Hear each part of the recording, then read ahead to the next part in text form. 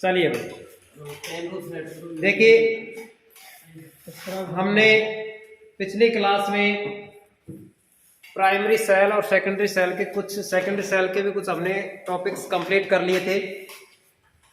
और पिछले क्लास के अंदर जितने टॉपिक्स हमने क्लियर किए हैं वो चीज़ें आप लोग पिछली क्लास में देख सकते हो। जहाँ से हमने छोड़ा है वहीं से आगे स्टार्ट कर रहे हैं। और स्टार्ट करने से पहले आप लोगों को सभी को गुड मॉर्निंग, ठीक है। और हमने जैसे सेकेंडरी सेल की परिभाषा और सेकेंडरी सेल के प्रकार या मुख्य भाग हमने 7, 8, 9 प्रकार के भाग कंप्लीट कर लिए हैं। और उन भागों से आगे हम शुरू करते हैं आज रासायनिक अभिक्रिया, ठीक है। तो रासायनिक अभिक्रिया की अगर बात करते हैं तो बात करने से पहले आप लोगों से सभी से गुजारिश है कि आप इस चैनल के ऊपर नए हो तो आप चैनल को सब्सक्राइब, लाइक और शेयर करिए और फटाफट इस वीडियो के ऊपर जुड़ जाइए ताकि आगे इस वीडियो को आगे शुरू करते हैं, ठीक है। तो फटाफट जुड़ जाइए और हम शुरू करते हैं क्लास को। तो चलिए, टॉपिक्स है हमारा रासायनिक अभिक्रिया। रासायनिक अभिक्रियाएं।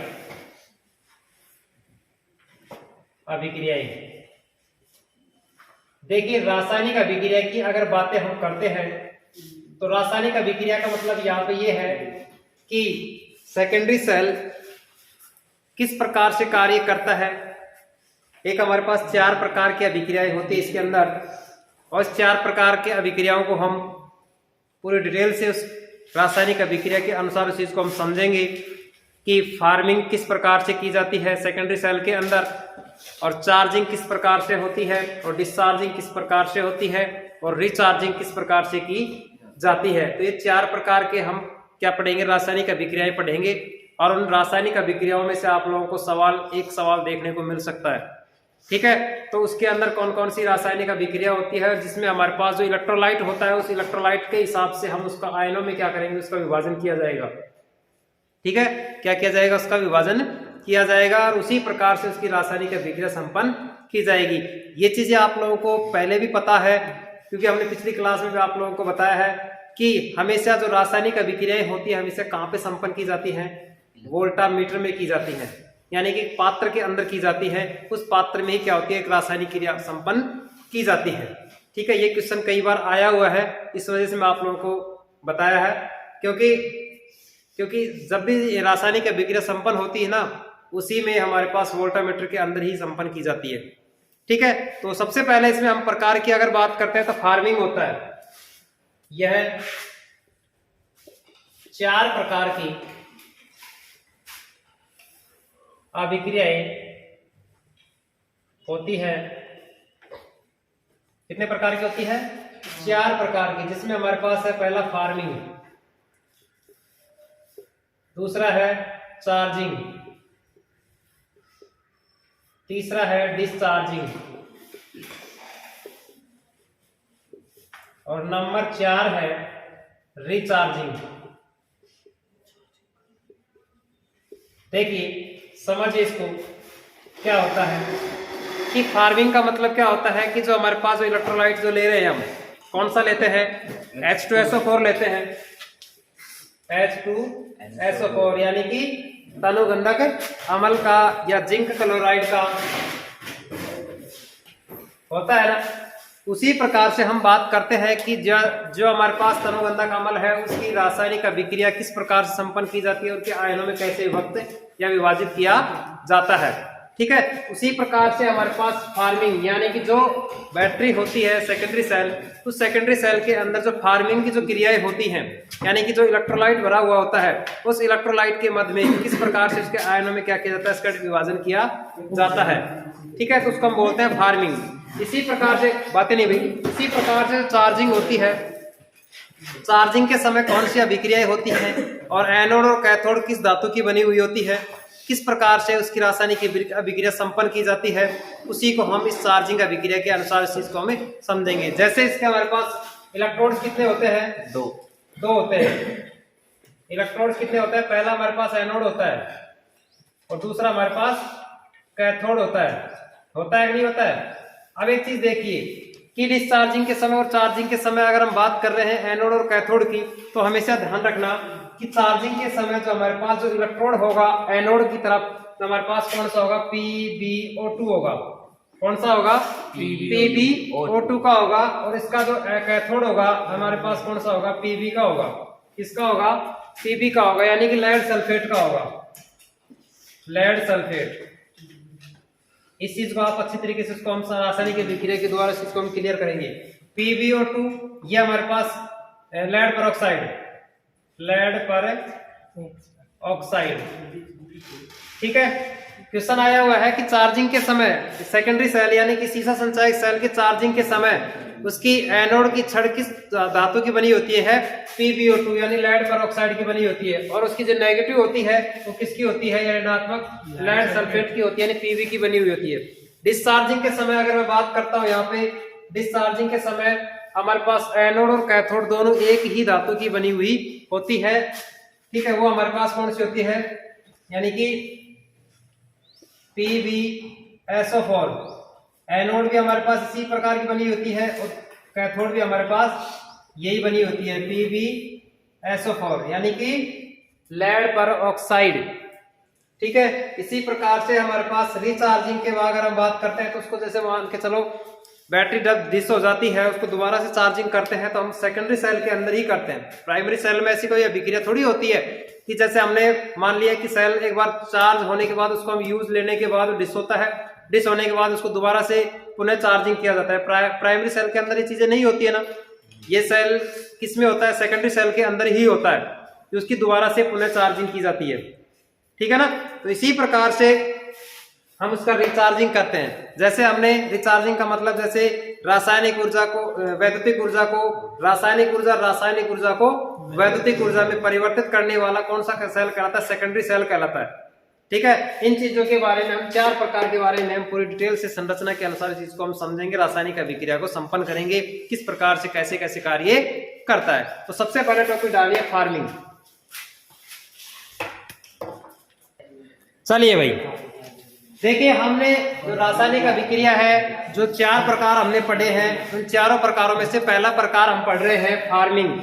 फार्मिंग किसे कहते हैं? 2 टॉपिक्स हमने इस ब्लैक बोर्ड के ऊपर नोट किए हैं जो मोस्ट फैक्ट थे, ठीक है। तो इस चीज को हम अच्छी तरीके से समझते हैं कि उसकी जो रासायनिक अभिक्रिया होती है, यानी कि जो न्यूमेरिकल्स जो सवाल आते हैं रासायनिक अभिक्रिया संपन्न की जाती है तो किस प्रकार से कैसे कैसे की जा रही है, उस चीज को आप समझिए, ठीक है। तो फार्मिंग में सबसे पहले हमारे पास है कि देखिए कि सेल में तनुगंधक अम्ल भरते ही, जैसे हमारे पास एक पात्र होता है जिसमें बोलते हैं वोल्टामीटर बोलते हैं, जैसे ही वोल्टामीटर के अंदर जब तनुगंधक अम्ल भरा जाता है, ठीक है, भरते ही उसके अंदर क्रिया प्रारंभ हो जाती है, यानी कि चार्जिंग और डिस्चार्जिंग वाली क्रिया है जो एनोड और कैथोड के द्वारा क्रिया संपन्न की जा सकती है, यानी क्रिया प्रारंभ हो जाती है।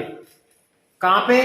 जैसे उस पात्र के अंदर इस फार्मिंग के अंदर डालते ही, ठीक है, यानी इलेक्ट्रोलाइट को भरते ही प्रारंभ हो जाती है। यह कार्य प्राय बैटरी विक्रेता द्वारा ही कर दिया जाता है। जैसे बैटरी विक्रेता का मतलब जैसे बैटरी को तैयार कर रहा है और उस तैयार करते समय ही क्या कर रहा है, वहां पे ये घोल भरते ही उसके अंदर रासायनिक अभिक्रिया प्रारंभ कर दी जाती है कि किस प्रकार से वो बैटरी को चार्ज और डिस्चार्ज की क्रिया संपन्न होती है, ठीक है। लेकिन ये क्रिया कब होती है? बातें नहीं पीछे। ये क्रिया कब होती है? जब इलेक्ट्रोलाइट उस फार्मिंग के अंदर डालते ही, यानी उस पात्र के अंदर डालते या इलेक्ट्रोलाइट के अंदर डालते ही, ठीक है ना। जब विक्रेता द्वारा वो क्रिया प्रारंभ की जाती है तो वो क्रिया कौन सी प्रारंभ करते हैं? तो सबसे पहले देखें वहां पे हमारे पास Pb3O4 प्लस 2H2SO4, ठीक है। जब Pb3 और O4 प्लस 2H2SO4 जो तनुगंधक अम्ल के साथ जब लेड स्पंजी वाली क्रिया कराते हैं तो हमारे पास जो क्रिया होती है तो कौन सी होती है? PbO2, यानी कि हमारे पास PbO2 प्लस 2PbSO4 प्लस जल H2O यानी 2H H2O, जल क्या हो जाता है, बाहर की तरफ हो जाता है। तो हमारे पास ये जो हमारे पास है चार्जिंग के समय क्रिया होती है एनोड के ऊपर कार्य करती है, ठीक है। तो इसी प्रकार से ये जो क्रिया होती है ये उसी टाइम कर दी जाती है जिस टाइम बैटरी को तैयार किया जाता है, या बैटरी को प्रारंभ से स्टार्ट करने से पहले पात्र के अंदर जब इलेक्ट्रोलाइट डाली जाती है, और इस इलेक्ट्रोलाइट के अंदर ये क्रियाएं सबसे पहले प्रारंभ होती है कि जब विक्रेता के पास होती है, ठीक है ना, उसी टाइम की। अब बात हम करते हैं उसको चार्जिंग।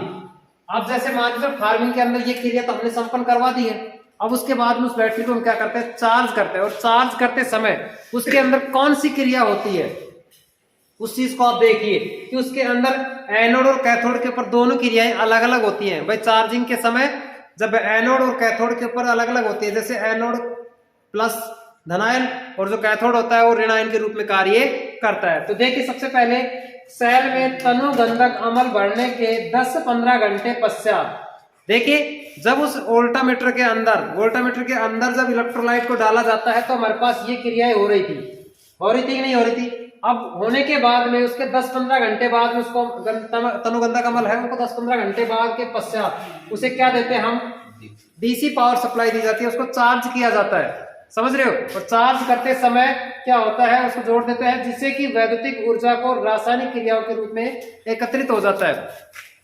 अब जैसे स्टार्टिंग में हमने इसको प्रारंभ किया था ये क्रिया डाल के, अब इस क्रिया के अंदर हम क्या दे रहे हैं, डीसी पावर सप्लाई दे रहे हैं। और डीसी पावर सप्लाई देने के बाद में ये जो रासायनिक क्रिया है वो क्या करने लग जाती है, रासायनिक ऊर्जा को वैद्युतिक ऊर्जा में परिवर्तित करने लग जाती है, या वैद्युतिक ऊर्जा को एकत्रित करने लग जाती है, इकट्ठा करने लग जाती है, ठीक है ना।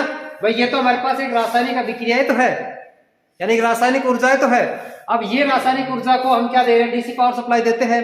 और डीसी पावर सप्लाई देने के बाद में वो क्या करने लग जाती है, विद्युत ऊर्जा को एकत्रित करने लग जाती है, यानी इकट्ठा करने लग जाती है, तो चेंज हो जाती है रासायनिक ऊर्जा को। तभी तो हम कहते हैं कि प्राइमरी सेल किसे कहते हैं, रासायनिक ऊर्जा को वैद्युतिक ऊर्जा में परिवर्तन करता है कि नहीं करता है। उसी प्रकार से ये क्या करने लग गया, वैद्युतिक ऊर्जा में परिवर्तन करने लग गया रासायनिक ऊर्जा के रूप में।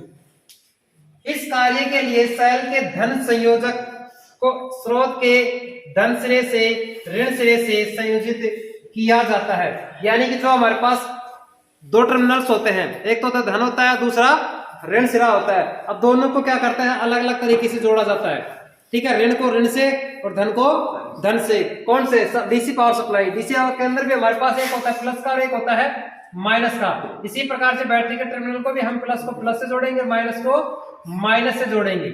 ये तो काम होता है, ऐसा थोड़ी होता है कि माइनस को प्लस से, प्लस को माइनस से जोड़ देंगे तो बैटरी चार्ज थोड़ी होगी, नहीं होगी। इसी प्रकार से दोनों चीजें हमारे पास संयोजित आसानी से सही तरीके से उसका कनेक्शन हम कर देते हैं। उसके बाद में जो हमारे पास H2N जल के साथ हमारे पास दो आयनों में विभक्त हो जाता है, एक धन और एक ऋण। तो हाइड्रोजन है वो धनायन हो जाता है और जो ऑक्सीजन है वो कैसा हो जाता है, ऋण आयन हो जाता है, होता है ना।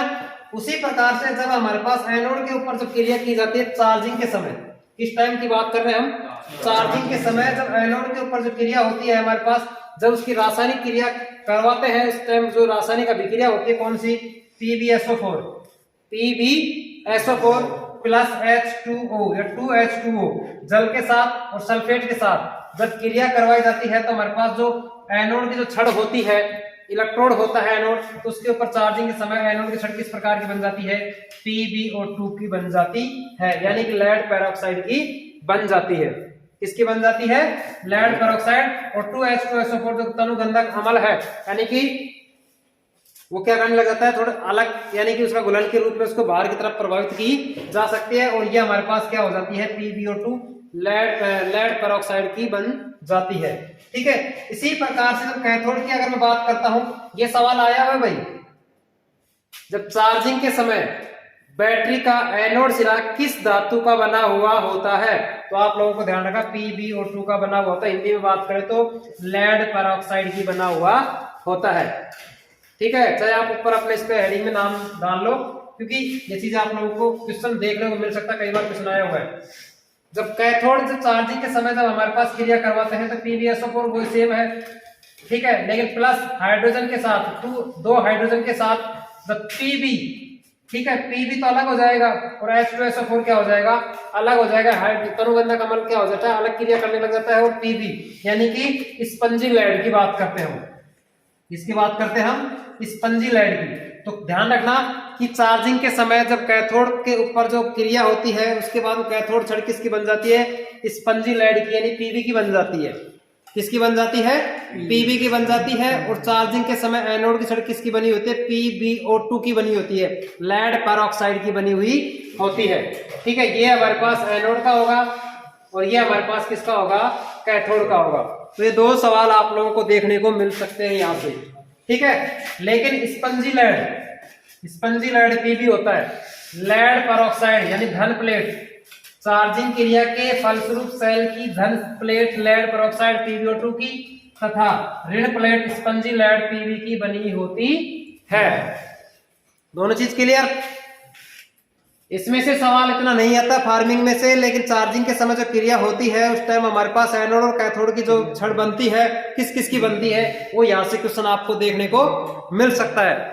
आप इसको स्टार लगा लीजिए क्योंकि ये सवाल आ सकता है आप लोगों को।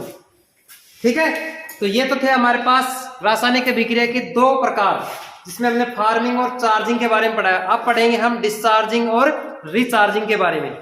ठीक है, चार्जिंग और डिस्चार्जिंग और रिचार्जिंग के बारे में उतार लिया सभी ने। प्रीतम तूने मिटा दो इसको। तो ये चीजें थी, आप लोग अच्छी तरीके से इस चीज को आप समझ लीजिए। ठीक है, अगर फिर भी आप लोगों को किसी चीज की डाउट हो तो आप लोग इस चीज को निसंकोच होकर आप पूछ सकते हो। देखिए, सवाल जहां से बन रहा है वो चीजें मैं आप लोगों को बता दिया है। चलिए भाई, देखिए भाई, हमने रासायनिक अभिक्रिया के दो प्रकार, जिसमें 4 प्रकारों में से 2 प्रकार हमने कंप्लीट कर लिए थे और 2 प्रकार हमारे पास है, जैसे डिस्चार्जिंग और रिचार्जिंग।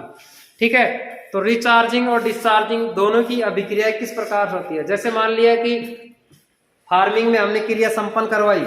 ठीक है, जब विक्रेता क्या करता है, उसको जिस टाइम बनाता है उस टाइम की जो क्रिया होती है उसके अंदर रासायनिक अभिक्रिया, उसके अंदर जो क्रिया की जाती है वो किस प्रकार से होती है। और उसके बाद में जब चार्जिंग करते हैं, उसको जब डीसी पावर सप्लाई देकर उसको चार्ज करते हैं तो उस टाइम एनोड और कैथोड पे कौन सी अभिक्रियाएं होती है। और जो एनोड हमारे पास PbO2 का बन जाता है और जो हमारे पास क्या है, कैथोड किसका बनता है, Pb का, यानी कि लेड स्पंजी लेड का बन जाता है। ठीक है, उसी प्रकार से जब चार्ज तो हो गई, लेकिन अब चार्ज होने के बाद में उसको जब यूज करते हैं तो वो डिस्चार्ज भी होती है। अब डिस्चार्ज होती है तो उस टाइम कंडीशन क्या होती है, कौन सी अभिक्रिया संपन्न होती है एनोड और कैथोड के ऊपर। समझ रहे बात को।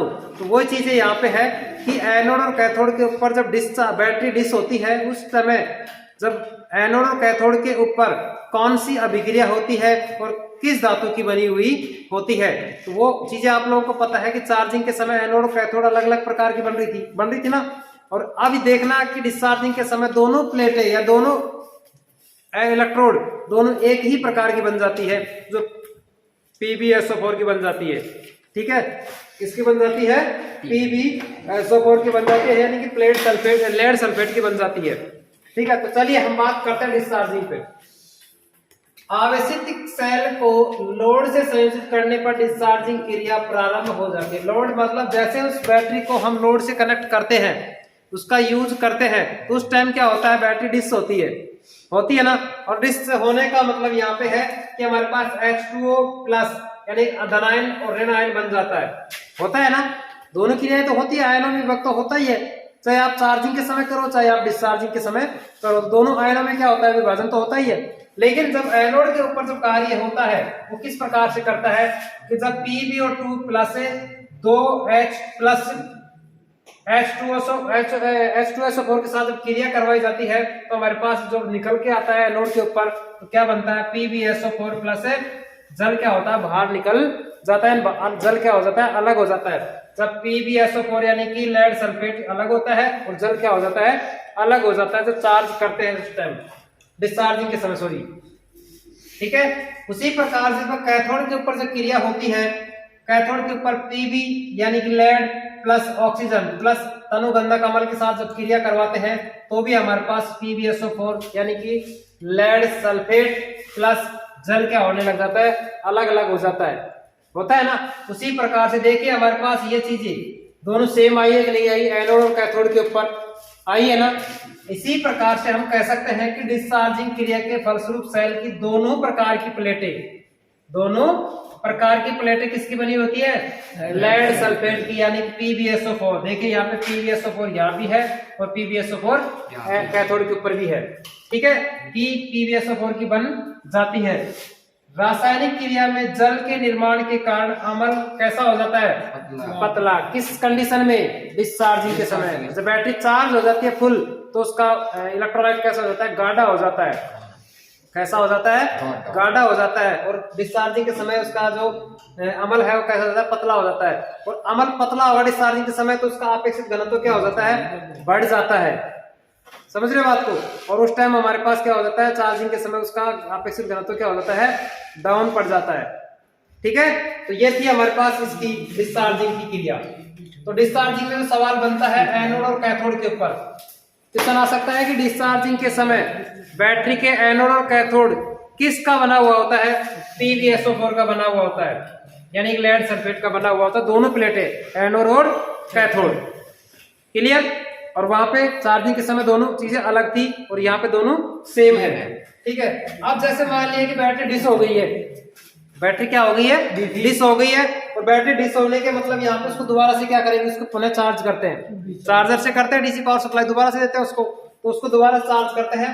सेल के डिस्चार्ज हो जाने के बाद उसे क्या देते हैं, डीसी पावर सप्लाई जोड़कर पुनः आवेशित किया जाता है। आवेशित का मतलब उसको चार्ज किया जा रहा है, पुनः आवेशित यानी पुनः चार्ज किया जा रहा है। यह क्रिया क्या कहलाती है, चार्जिंग क्रिया कहलाती है। क्या कहलाती है, चार्जिंग क्रिया कहलाती है। इस क्रिया में गंधक अम्ल H2SO4 के निर्माण के कारण इलेक्ट्रोलाइट का अपेक्षित घनत्व क्या हो जाता है, बढ़ने लगता है, ठीक है। तो ये थी हमारे पास रासायनिक अभिक्रिया की 4 प्रकार, जो हमारे आपके सामने हमने क्लियर कर दी है कि उसका फार्मिंग क्या होता है, चार्जिंग क्या होता है, डिस्चार्जिंग क्या होता है और रिचार्जिंग के समय कौन सी क्रिया होती है। क्लियर यहाँ तक सभी। तो उतार लीजिए इसको।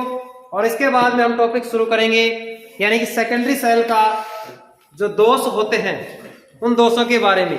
ये 4 प्रकार के दोष होते हैं, उन चारों प्रकारों के दोष को आप अच्छी तरीके से समझ लेना और अच्छी तरीके से उसको याद कर लेना, क्योंकि चारों के चारों दोष इंपॉर्टेंट हैं। क्योंकि चारों में से आप लोगों को एक सवाल, आपको 4 सवाल बनते हैं यहाँ से, समझ रहे बात को। यानी 4 के 4 दोष है, चारों में से एक सवाल, 4 सवाल निकल के आते हैं। 4 सवाल वेरी वेरी इंपॉर्टेंट है, ठीक है। तो 4 प्रकार के कौन कौन से, इसमें नाम बता देता हूं पहले। एक होता है सेडिमेंटेशन दोष, पहला सेडिमेंटेशन दोष, दूसरा होता है सल्फेशन, और तीसरा होता है कोरोजन, और चौथा होता है बकलिंग। ये 4 प्रकार के दोष हैं। उन चारों प्रकारों के दोषों को हम क्या करेंगे, पूरी डिटेल से, पूरी संरचना के अनुसार उस चीज को हम अच्छी तरीके से समझेंगे, ठीक है। उतार लिए इसको, उतार लिए तो चले आगे।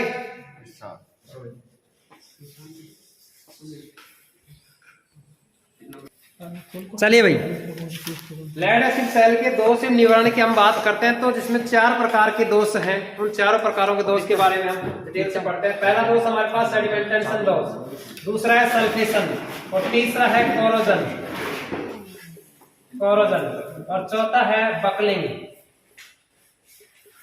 बकलिंग दोष। अब ये 4 प्रकार के दोष हैं, इन चारों प्रकारों के दोष के बारे में हम डिटेल से पढ़ेंगे, बाय स्टेप से, ठीक है। थोड़ा थोड़ा ऊपर लेवल से आप देखो कि सेडिमेंटेशन दोष होता क्या है।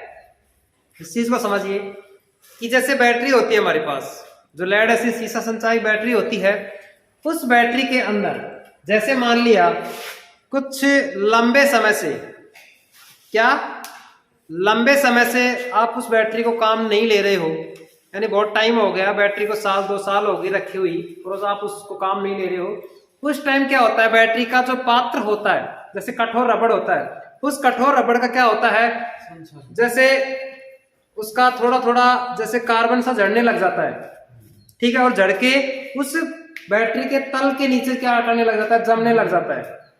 क्या करने लग जाता है, जमने लग जाता है। और जमने के बाद में जो हमारे पास प्लेट है, और एक कंडीशन ये आ जाती है कि उस टाइम बैटरी की जो प्लेटें हैं वो क्या करने लग जाती हैं, शॉर्ट होने लग जाती है। क्या होने लग जाती है, शॉर्ट होने लग जाती है, और इस वजह से उसका एक दोष उत्पन्न हो जाता है जिसको हम क्या बोलते हैं, सेडिमेंटेशन दोष बोला जाता है। ठीक है,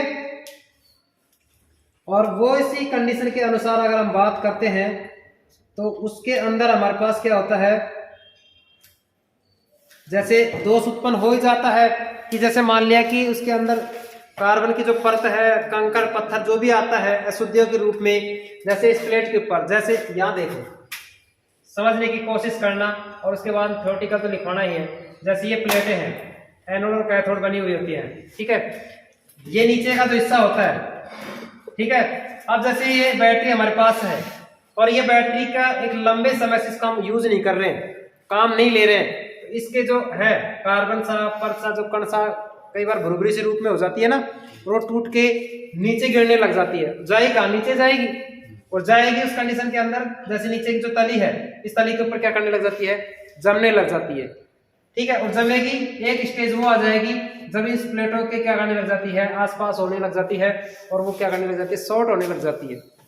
ठीक है, कहने का मतलब यहाँ पे ये है, कोई बैटरी लंबे समय से उसका यूज ना कर रहे हैं और वो एक रूप ले लेती है शॉर्ट सर्किट का अशुद्धियों के रूप में, अब वो क्या बन जाती है, एक सेडिमेंटेशन दोष बन जाता है। अच्छा, अब ये सेडिमेंटेशन दोष तो हो गया, ये परत जम के क्या करने लगी, प्लेटों को शॉर्ट होने लगी। अब निवारण कैसे करें इसका, दूर कैसे करें?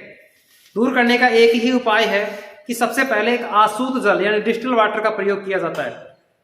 सेडिमेंटेशन दोष को दूर करने का एक ही उपाय है, जो आसूत जल या डिस्टिल वाटर उस बैटरी के अंदर डालिए और फिर उसको बैटरी को चार्ज करिए, यानी डीसी पावर सप्लाई दीजिए।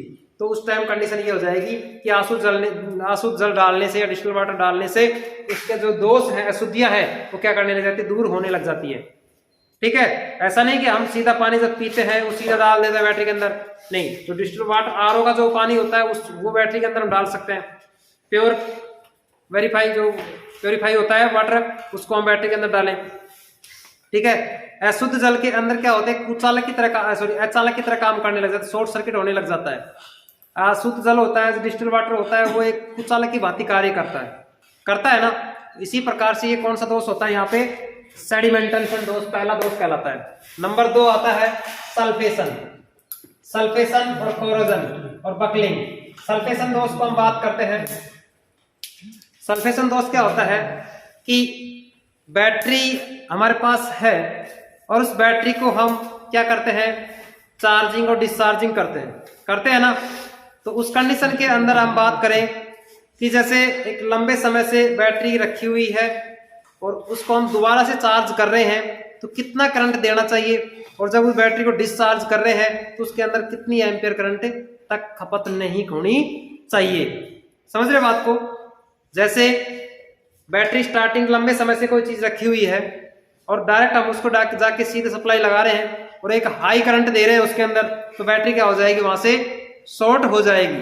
तो उसका जो मैक्सिमम जो करंट होता है वो कितना होता है, 6 एम्पियर करंट के ऊपर उसको चार्ज करना चाहिए। और डिस्चार्जिंग के समय अगर उसको करना है तो 25 एम्पियर से ज्यादा उसको करंट खपत नहीं करनी चाहिए। समझ गए बात को? तो वो दोष कौन सा हो जाता है, सल्फेशन दोष कहलाता है। कौन सा दोष कहलाता है, सल्फेशन। यानी कि लंबे समय से कोई बैटरी रखी हुई है और उस बैटरी को हम चार्ज कर रहे हैं, तो हम क्या करें, उसके अंदर करंट कितनी होनी चाहिए, 6 एम्पियर से ज्यादा उसको करंट नहीं देनी चाहिए और 25 एम्पियर से ज्यादा करंट नहीं लेनी चाहिए उसके अंदर। तो ये तो था हमारे पास सल्फेशन दोष। अब इसका दूर कैसे करें, निवारण कैसे करें, दोष को उपाय कैसे करें? तो इसका उपाय एक ही है कि यानी कि अगर लंबे समय से कोई बैटरी रखी हुई है तो उसको डायरेक्ट करंट नहीं देना चाहिए, यानी कि उसको धीरे धीरे क्या करना चाहिए, उसको चार्ज करना चाहिए, जिसको हम एक ट्रिकल चार्जर बोलते हैं। एक बूस्ट चार्जर होता है जो तुरंत चार्ज करता है और एक ट्रिकल चार्जर होता है उसको धीरे धीरे स्टेप बाय स्टेप क्या करता है, उसको चार्ज करता है, धीरे धीरे करंट को क्या करता है, प्रभावित करवाता है। समझ रहे बात को? यानी कि अगर धीरे धीरे आप उसको चार्ज करोगे तो वो कौन से दोष को दूर करेगा, सल्फेशन दोष को दूर करता है। ठीक है, और कौन से चार्जर से करेंगे, हम ट्रिकल चार्जर से करेंगे, बूस्ट चार्जिंग से हम नहीं करेंगे। ट्रिकल चार्जर का मतलब यही होता है कि बैटरी को धीरे धीरे धीरे धीरे चार्ज करना। ठीक है, तो ये दोष कौन सा होता है? सल्फेशन दोष होता है। पूरी डिटेल हम उस चीज के बारे में लिखवाएंगे। नेक्स्ट हमारे पास आता है कोरोजन। कोरोजन दोष क्या होता है? कोरोना, कोहरा पड़ना होता है ना, जैसे आज कोहरा पड़ रहा है, ये एक दोष है। ठीक है, कोहरा का मतलब है एक बकलिंग, बकलिंग मतलब प्लेटें मुड़ना। कोरोजन का मतलब यहाँ पे जैसे बैटरी होती है, बैटरी के दो टर्मिनल्स होते हैं, एक तो पॉजिटिव और एक नेगेटिव, और जब बैटरी को चार्जिंग और डिस्चार्जिंग होती है तब आप लोगों ने देखा होगा उस प्लेट के सॉरी बैटरी के इलेक्ट्रोड के ऊपर कार्बन सी परत जम जाती है, सफेद सफेद सी। देखा है सभी ने? वो क्या, जैसे पानी बाहर निकलता है जब चार्जिंग होती है तो उस बुलबुले के रूप में वेंट प्लग के माध्यम से बाहर निकलता है ना, तो वो कैसे उसके ऊपर जैसे जंग सी लग जाती है, लगती है ना, जैसे सफेद सफेद सा, मतलब उसको बोलते हैं खार, बोलते हैं खार बोलते हैं ना। और वो खार क्या करते हैं, कुचाल की भांति कार्य करवाता है। तो उस टाइम कंडीशन क्या हो जाती है कि बैटरी का जो टर्मिनल्स है वो शॉर्ट हो जाते हैं और काम करना बंद कर देते हैं। ठीक है, तो कहने का मतलब यहाँ पे है कि कोरोजन का मतलब जैसे दोनों इलेक्ट्रोड के ऊपर सफेद सी परत जम जाना, सफेद सी एक परत जम जाना, ये कोरोना दोष कहलाता है। ठीक है, अब कोरोना दोष को दूर कैसे करें? कोरोजन को दोष दूर करने का एक ही उपाय है कि आप सबसे पहले गर्म पानी करिए और गर्म पानी से, गर्म गीले कपड़े से क्या करें, उन दो टर्मिनल्सों को क्या कर दे, साफ कर ले। गर्म पानी से उसको साफ कर ले ताकि वो अच्छी तरीके से साफ हो जाए। उसके बाद साफ होने के बाद दोनों टर्मिनल्स को क्या करें, उसके ऊपर ऑयलिंग या ग्रीस लगा दे, ऑयलिंग या ग्रीस लगा दे, तो वो क्या हो जाएगा, कोरोजन दोष क्या हो जाएगा, दूर हो जाएगा। यानी सब गर्म पानी से उस टर्मिनल्स को धोए, साफ करे, उसके बाद में ग्रीस लगा दे, वो कोरोजन दोष दूर हो जाएगा। ठीक है, नेक्स्ट हमारे पास आता है बकलिंग दोष। बकलिंग दोष क्या होता है कि बकलिंग दोष यानी कि आप बैटरी को लंबे समय से आप यूज नहीं कर रहे हैं, बैटरी को लंबे समय से उसको यूज नहीं कर रहे हैं, और जब एकदम से उसको यूज करते हो तो बैटरी को चार्ज करते समय बैटरी की जो प्लेटें होती है वो क्या हो जाती है, टेढ़ी मेढ़ी हो जाती है। क्या हो जाती है? टेढ़ी मेढ़ी हो जाना ही बकलिंग दोष कहलाता है। और इस टाइम कंडीशन ये हो जाती है, टेढ़ी मेढ़ी होने का मतलब बैटरी की जो प्लेटें है वो टूट भी जाती है या शॉर्ट सर्किट भी हो जाती है। उस कंडीशन में क्या होती है, बैटरी की बकलिंग दोष उत्पन्न हो जाता है, यानी कि बैटरी की प्लेटें टेढ़ी मेढ़ी होना कौन सा दोष कहलाता है, बकलिंग दोष कहलाता है। ठीक है, तो ये था हमारे पास बकलिंग दोष, कोरोजन, सेडिमेंटेशन और सल्फेशन। इन चारों की डिटेल हम प्रॉपर तरीके से नोट करेंगे। ठीक है, तो चलिए सबसे पहला सेडिमेंटेशन दोष डालिए। तो सेडिमेंटेशन दोष क्या होता है इसके बारे में लिखिए। एक प्रॉपर तरीके से, एक सरसरी तरीके से आप लोगों को मैंने आप लोगों को बताया है, और अब उसकी पूरी डिटेल के साथ हम नोट करेंगे नोटबुक में। देखिए भाई, हम इन चार दोषों के बारे में हम बातें की है, उन चार दोषों को हम आज नहीं नेक्स्ट वाली क्लास में पढ़ेंगे, जहां से हमने यानी कि जो रासायनिक अभिक्रिया थी उन चारों अभिक्रियाओं को हमने अच्छी तरीके से पढ़ लिया है। अब फिर भी आप लोगों को किसी प्रकार का डाउट हो तो आप निसंकोच होकर आप अपने इस चैनल के ऊपर विजिट कर सकते हो और देख सकते हो। ठीक है, और ये आज की क्लास अगर कोई चीज समझ में नहीं आई हो तो अगर जब तक मैं आप फिर से बातें बोलता हूं कि अगर पहली, दूसरी, तीसरी, चौथी, पांचवी क्लास अगर नहीं देखोगे तब तक ये चीजें आप लोगों को समझ में नहीं आएगी, क्योंकि पिछली क्लास बहुत जरूरी है देखने के लिए, और इतना जरूरी है कि ये चीजें समझने के लिए, क्योंकि आप डायरेक्ट अगर छठी क्लास देखते हो तो छठी क्लास डायरेक्ट देखने का मतलब यहाँ पे कोई चीज समझ में नहीं आएगी। ठीक है ना, तो कहने का मतलब यहाँ पे यही है कि आप प्रॉपर तरीके से पूरी क्लास को देखिए। ठीक है, और देखने का और अपनी नोटबुक में उतारिए, उसके बाद में समझिए उसको। फिर भी अगर कोई चीज की दिक्कत है तो आप दूसरे दिन क्लास में आके पूछिए। ठीक है ना, तो आप लोग से सभी से गुजारिश है कि आप इस चैनल के ऊपर नए हो तो या विजिट कर रहे हो तो आप चैनल को सब्सक्राइब, लाइक और शेयर करिए। शेयर ज्यादा से ज्यादा करिए ताकि आपके यार दोस्त जो घर बैठे हैं वो अपने प्रॉपर तरीके से स्टडी कर सकते हैं, क्योंकि हम इसी प्रकार से यानी प्रॉपर तरीके से जो थ्योरी की क्लास और प्रैक्टिकल क्लास प्रॉपर तरीके से डाल रहे हैं कंटिन्यू। और एक भी ऐसा मतलब चाहे आप ITI की क्लास चल रही है तो ITI की क्लास ही ना समझे इसको, आप कंपटीशन की एग्जाम की जैसे DRD होता है, इसरो, वेल, इसी प्रकार की क्लासेज है, तो आपको यहाँ से क्वेश्चन को देखने को मिल सकता है। ठीक है, हम प्रॉपर तरीके से पूरी डिटेल से उसकी पूरी संरचना के साथ उस चीज को हम क्लियर कर रहे हैं। ठीक है भाई, तो सभी से हम तो यही कहेंगे कि आप वीडियो को ज्यादा से ज्यादा शेयर करिए। ठीक है, तो फिर भी आप लोगों को संशय लगे तो आप कमेंट बॉक्स में आप कमेंट डालिए और मैसेज करिए कि हम उस चीज को देखेंगे, देखें उसके बाद फिर उसको इम्प्लीमेंट करेंगे, किस प्रकार से कैसे क्लासेस उसको करें। ठीक है, तो आज की क्लास के लिए हम यही धन्यवाद कहेंगे। जय हिंद, जय भारत।